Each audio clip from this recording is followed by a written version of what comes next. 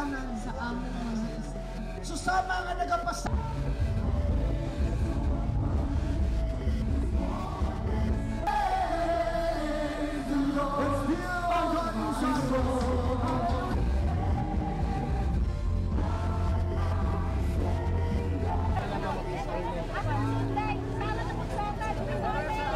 Malungkot kami dahil si tatay, binuto namin dito sa Davao City.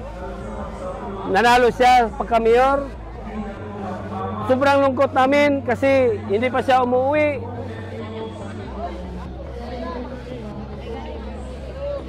Si Tatay Digong, nanawagan kami sa ICC na pauwiin na si Tatay Digong kasi mahal siya ng taong bayan.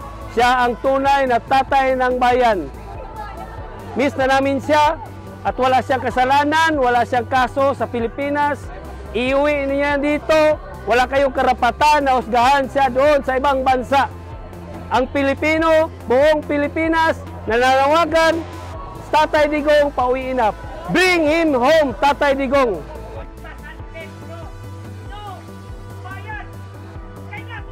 Ang korupsyon sa ating bansa ay malala na. Daming buhaya. Kaya magkain kami ngayon ng buhaya, cake. Nasasaktan ang buong Pilipinas, buong taong bayan.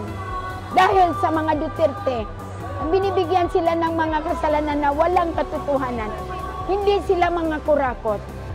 Kaming mga Muslim, talagang Duterte kami. Duterte is the best president in the world. Oo. Talagang inipepray namin talaga si Duterte. Nakakatulong sa lahat sa amin.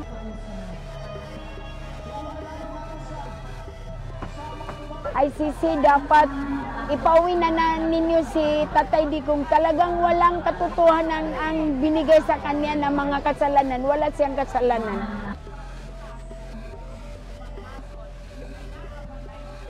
Talagang umiyak ako ng time na yon dahil hindi ko iniisip na magawa ni Marcos ang pambababoy niya sa dating presidente.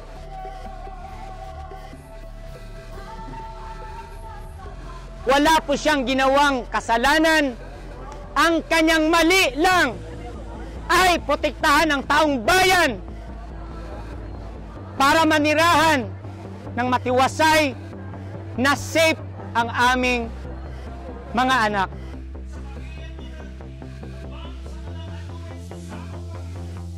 Ngayon na nasa Netherlands siya, nag-aantay kung kailan po siya makakalabas. Ang magagawa po natin dito, magdasal tayo, anuman ang ating relihiyon. Mamusliman tayo o Kristiyano.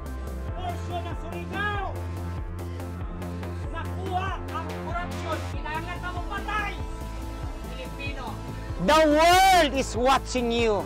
Fool guys. Idiot ICC.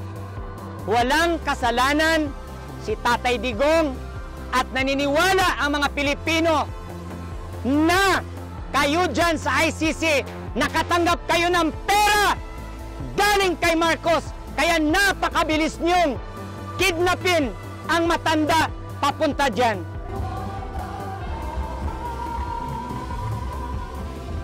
Pero mga Pilipino, iisa lang ating sinisigaw. Pagbabago, tama ba? Kaya nga, mababago lang ang ating bansa kapag si Marcos ay umalis na sa Malacanang. Kaya, Marcos resign!